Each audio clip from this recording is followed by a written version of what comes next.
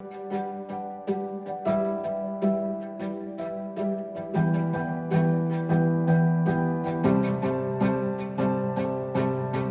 back to another episode of Nydal. It's been a little while since I last recorded one of these episodes. In fact, I think the last time I recorded commentary was like over 2 months ago, when I sort of pre-recorded a bunch of episodes that had been scheduled and released throughout the last couple of weeks. And the last one, the one I did with the cinematics, it turns out to be quite popular. At least the YouTube algorithm started recommending it to a bunch of people. So for those of you who are new to the channel, welcome. I'm sure by now you may have binge watched the entire playlist. I do apologize for that in advance, I guess. But I'm glad. I'm glad that we have a whole bunch of new viewers, and just make yourself at home. Just grab a cup of coffee, just sit back and relax. We're going to be building basically one of the edges of Nydal, as I am already starting here with the road layout. This, the whole point of this neighborhood right here is to sort of gradient, and I know I mentioned this a million times already, but I like it, or I like to see Nydal basically sort of transition seamlessly towards the wilderness, the forest or whatever you want to call it. Before, we kind of had a sharp edge that was sort of defined by the roads, in this case that wide avenue with a tree line in the middle. While I'm not gonna be finished by the end of this episode, I'm basically gonna cover, or at least work on, one of the many neighborhoods that are gonna be sort of in this area. I know I'm being very cryptic with my commentary here. I don't really know how to explain it in a better way, but it all will make sense at the end in the cinematics. Basically, I'm just laying down a bunch of roads, and as you can see here, I made a quick jump cut to another one of those neighborhoods that I'm going to be working on in the next couple videos. Just want to tie all these like loose ends and empty areas that are definitely going to be needed, because as you can see, we have quite a demand for residential. That green bar at the bottom of the screen next to the name of the city. But I've kind of mentioned this a bunch of times too, the fact that I don't really play by the game mechanics, and that will be a pretty obvious game mechanic. But what I realized is I've been using for the longest time, not just in Nydal but in other projects, the realistic population mod, which basically calculates the number of people and the consumption patterns in shops, the number of people that lives in residential areas, and the consumption patterns on commercial and industrial areas. And it does indeed make it a little bit more realistic, but given the size of Nydal and some of the houses that I'm going to be plopping just in a couple of minutes, it was basically not that realistic. It was giving me like one household per like a giant house that could easily be like 3 or 4 or even 5 households. However, if you turn it off, then you get like 2 households on like a tiny house. So, it's kind of catch-22 sort of problem. So I ended up disabling the mod, at least at the end of the second half of this video. You're gonna see the population at the bottom jump to a much higher number. And I don't know, I just wanted to address a comment that I've been getting quite a bit for the longest time, honestly, which is that Nydal kind of looks like dead-ish. There's not a whole lot of movement going on. So I wanted to sort of experiment with that. And while I did increase sort of the people moving around in the city and the cars driving, and for the most part, people taking mass transit, which is actually a good thing, because definitely I don't want to deal with traffic jams and things of that nature. But it has made the city a bit more alive, and I guess the downside of that is that there's now a whole bunch of unstable. Basically, all the shops are complaining that they don't have enough goods to sell, and the factories apparently don't have enough people to buy what they produce. I think it's broken somehow.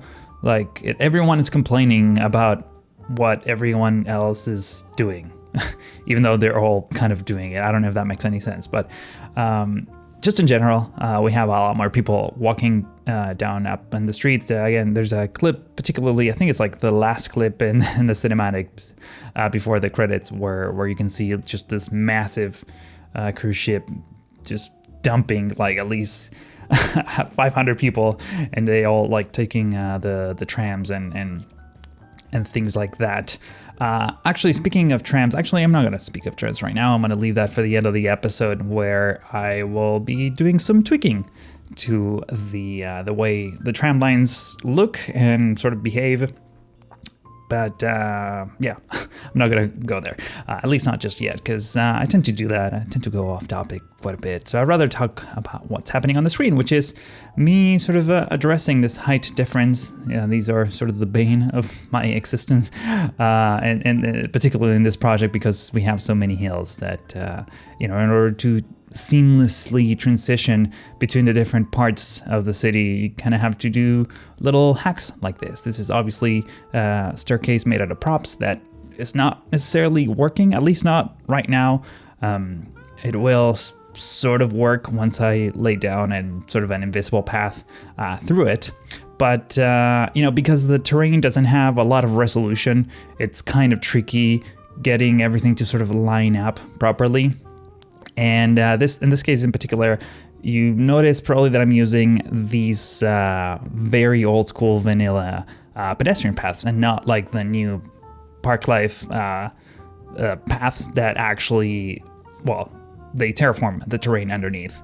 The main reason I'm choosing these ones is because they don't terraform the terrain. The space here, this little park, is kind of small, so if I let the paths sort of define the terrain, you can see a very clear example there with that gazebo. I ended up converting it to a PO object, a procedural objects, in case you were not familiar with the City Skylines slang. But you're not going to find that on Urban Dictionary, I'm pretty sure. But because we don't have a whole lot of space, I don't want like these giant pedestrian paths sort of terraforming the whole place, and basically you end up with a bunch of exposed cliffs, kind of like what you see on the screen right now. And in this case, I'm mostly fine with it. In fact, I'm putting a lot of effort into covering it with brushes and trees and nature of different kinds, just so that the transition between one neighborhood and the other is not so abrupt. I don't want to have like a giant wall of stone. I mean, not everywhere, at least. In some places, like, just hints of it, I think it adds to the detail overall. But just having massive cliffs all over and not really patches of grass or, clusters of trees, it doesn't look as nice. At least, in my opinion, it doesn't. So, what I'm doing here, because this is such a highly transited area, I sort of decided to move the sidewalks, or at least remove the sidewalks and turn them as part of the park itself. So using the surface painter, I got rid of all the concrete that kind of goes around the sidewalk of the avenue. It still functions as a sidewalk, as I'm sure you know if you've played City Skylines. I'm doing the same on the other side, except on the other side I'm putting down guardrails, primarily for vehicles. But we have a lot of coverage here in terms of how people can go around without actually walking on this avenue. So I guess the whole point is that people will take or cut through the park to go to like the lower harbor area, where the shops that we've been working on for quite a while and still haven't finished yet are. So we don't necessarily need the entire sidewalks. It's more like, hey, let's take down a stroll through the park and enjoy the nature and stuff, as opposed to just walk on this cement thing next to a very busy avenue, if that makes any sense. In any case, I'm adding a bunch of trees, like a lot of them, and I'm also fencing out the different areas that I don't necessarily want people to walk on. Again, these are mostly aesthetics, if not all of them would be aesthetic. They don't really, people don't actually venture into the forest. They pretty much stick to whatever defined paths are there. So just, wanted to add some visual separation of the different things. In fact, here's a little super fast, quick,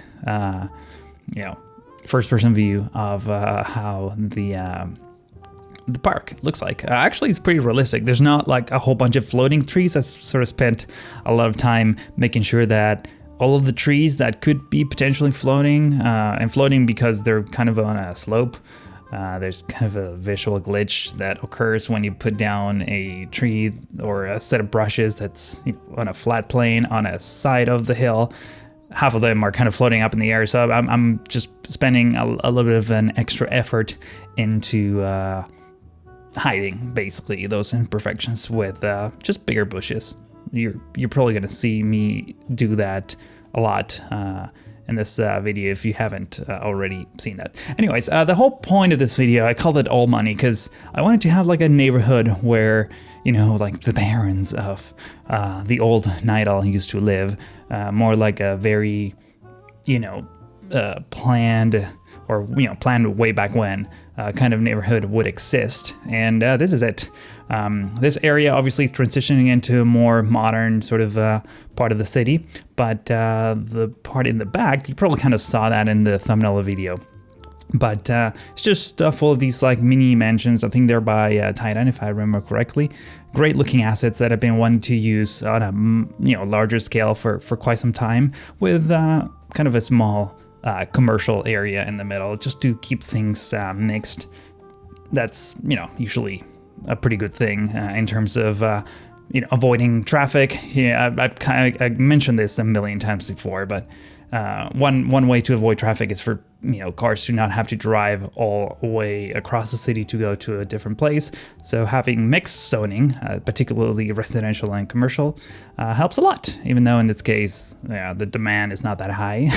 But it certainly looks kind of nice having like a mini small downtowny area of sorts in between all these residential areas. And in my mind, these probably don't operate like mansions anymore. They're more like multi-household sort of units that have been converted from big mansions into just regular, still good looking and not necessarily cheap housing, but I don't know. Just wanted to play around with that. In fact, I might continue this same architecture style type of neighborhood onto the other side of the stadium as well, but we'll figure that out when the time comes in a future episode. Now, we're getting kind of close to the part where I started tinkering with Tram, so I might as well tell you about that. It's about to change in just a second. You're going to notice the population change right about now. There we go. I got a little ahead of myself, but so at this point I disable the realistic population mod, which means that we had a massive influx of people. In fact, there's still demand for residential. I mean, you can kind of see the bars at the moment.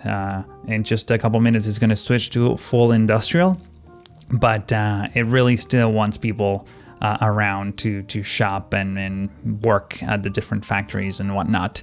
So, that was a positive change overall, but I realized that I wanted to overhaul our tram network a little bit, or at least keep it a bit more tidy. So one of the first things that I'm doing is adding a new tram depot, because we only have one and it's literally on the opposite side of the city. So whenever you have to manage the different tram lines, add new cars to each of the lines, it really kind of causes a traffic jam on one of the areas of the city. Actually, I think I have a clip of that coming up in just a minute, but I ended up adding a second tram depot here. And one of the issues that we've been having for the longest time, you can see it there. One of the issues that we've been having for the longest time is that all these lines, well, first of all, they're set to one color, which makes it kind of hard to tinker around. Not impossible, because I can hide them one by one. But I decided to get rid of all of these Nydal customed trams that it's kind of a draft version that we've been having for many episodes. And lately, I don't know if there was an update or what the crap happened, but they got a bit bugged.